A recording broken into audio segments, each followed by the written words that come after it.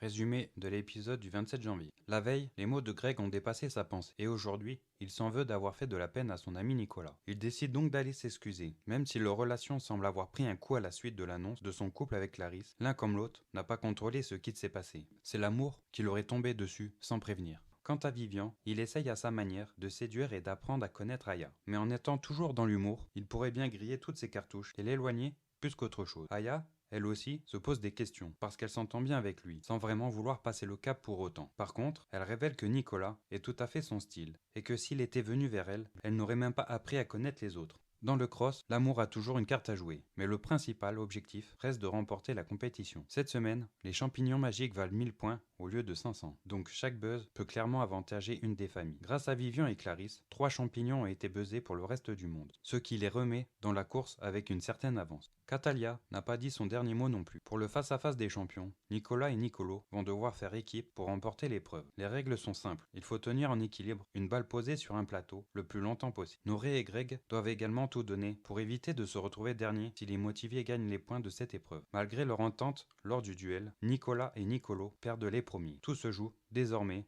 entre les motivés et les Marseillais.